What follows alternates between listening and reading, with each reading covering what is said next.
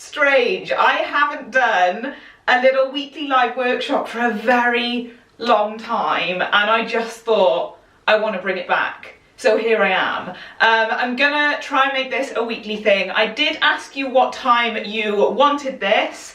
Trying to be a people pleaser, you know me. And the general consensus was either Monday at 4 PM UK time or Tuesday at 10 AM UK time. So what I'm going to try and do is alternate on the weeks, I think. But you'll be able to find it underneath my Instagram bio on my profile page. I'll make sure that I schedule it, so you can just click on there and have a little look at what the next upcoming live is. But my friends, I am so excited because I literally used to do this weekly over in the Fashion Studio Facebook group, and I have closed down that Facebook group since, and I've really missed this kind of regular chinwag I get to have with everybody whilst giving away really useful, quick tips, tricks and techniques. So let's jump into it then, because your girl's short on time. Today I want to go through I have a hair on my lip. 3 common measuring mistakes that people tend to make. And before I jump headfirst into it, I'm looking like this because I'm in my equestrian gear and I needed tight-fitting clothes without actually just traumatizing your eyeballs and turning up in my underwear. So we can all see, this is going to help me show you how to take certain measurements on your body. There is a free video available over on my YouTube channel all about taking measurements. And then of course you do have the DPL Atelier fashion membership where we deep dive into everything in so much more detail if you wanted to have a look at that as well. But I'm just going to cover 3 quick measuring mistakes that could be hindering you when you come to amend patterns, when you come to draft patterns, definitely, and when you're trying to like fit garments to yourself. You might be taking measurements in the wrong place, you might just be doing the wrong technique, and so hopefully today that is what we're going to cover. We're going to start from the top down, and my first tip is measuring the neck. And now my biggest takeaway from this is that whenever we measure ourselves, we have to measure with garment construction in mind, okay? And I always compare it to, probably because I'm trying to do a humble brag that I used to have a PT, and definitely don't have one anymore, but I always compare it to having a PT. I had to submit measurements every week, and the measurements for my PT were not the measurements we take for fashion design, because they were measuring growth in my body, whereas we are always trying to relate it back to garments. So that is the first big main thing to consider. So when you're measuring your neck, again, with a PT, it was always going around my neck like this. Let me do a little spin. Ben stabbed a hole in these riding leggings the other day, and so I've like had to try and stitch them back together, but we could all go carry on film wrong here in a minute if it splits back open.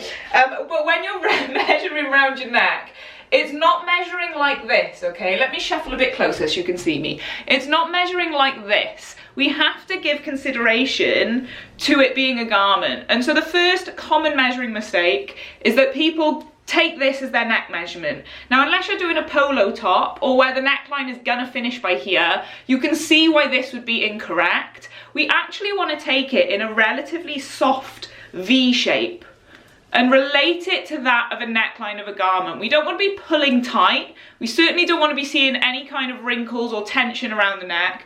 You just want to take it as a really soft V shape down by here. This is your neck measurement for garments, okay? Again, PT measurement, body measurement, completely different to when we are measuring for fashion design. So that is the first common measuring mistake I find, and when people are then drafting necklines or trying to fit a collar, they're already working with measurements that are a little bit skew-if.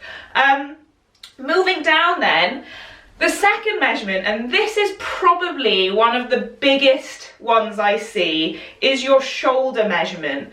Now, again, relating it back to garment design, your shoulder measurement, for a lot of people, we can come all the way down to the end of the shoulder where we actually start to curve off to the top of our arm. So a lot of people measure far too long on this distance, but if we're relating it again back to garment design, what you actually want to be measuring is your shoulder seam measurement. And so where your armpit crease is, I told you wearing equestrian gear would help out with this video, where your armpit crease is, one way of finding it is following that line up and measuring to that point.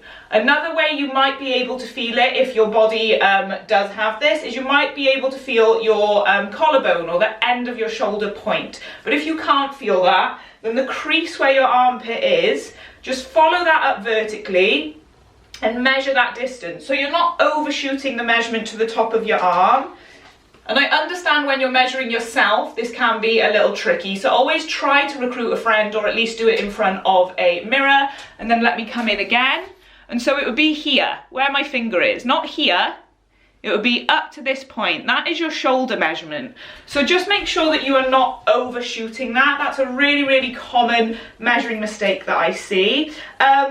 This is 3 common measuring mistakes, but I've just thought of a quick 4th one that I'm willing to throw in.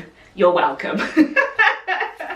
Moving down then, another common measuring mistake, and I'm going to turn sideways for this, is it's an ego. Guys, it's literally stroking the ego. I've done it, you might have done it, you might not have done it, but let's cover it anyway. It's sucking in, okay? Like, if we're breathing in, this is me really trying to suck in my gut here, and we're taking that measurement, and then we come to draft a top. Oh, when you actually have a big lunch, or you just want to breathe out and be a normal human being, that is going to be so constricting on you when you come to draft clothes. So don't suck in. Have a good straight posture. Try not to slump. Just stand quite natural. Don't push out either. So this is me really exerting my stomach here, because when you draft clothes, you incorporate ease anyway. But again, more on that in the DPL Atelier. So don't suck in, okay? No one needs to see you measuring yourself. Nobody should be judging you for this. Just be kind to yourself and put the ego to the side. So let's not suck in, and let's not breathe out too much either. Just stand completely natural, straight, keep your posture nice and straight, and just stand very relaxed. Now for me with scoliosis, very relaxed is like over here. I have to be very conscious to keep my posture straight. But that is a massive common error that I see going on. So you just want to make sure that you're doing yourself justice, because comfortable clothes are going to be the best thing you can do to yourself. Ego, metrics, making something that you don't feel great in, regardless how beautiful it is going to make that translate into you wearing it, and you're not going to feel great. So we want to be nice and relaxed. We want to make clothes that fit us comfortably. Final tip then, my friends, I'll just throw it in the mix. Your hip measurement is not actually your hip bones. It is the widest part of the lower half of your body, usually around your bum, okay? So it's usually as low as that. So if someone says take your hip measurement and you're actually going up here, this is more like your low waist, whereas this, the widest part of your lower body, is actually your hip measurement. And you want to make sure that your tape is parallel to the floor, okay? We don't want it to be tilted up like this. We don't want it to be down a little bit like that. Make sure that when you're taking these measurements, for balance of your garment, your tape is completely parallel to the floor as well. I'm so generous. I've just given you 4 common measuring mistakes rather than 3. But that is it, my friends. I told you, these lives, they're quick, they're full of value, and I'm going to try and start doing them weekly.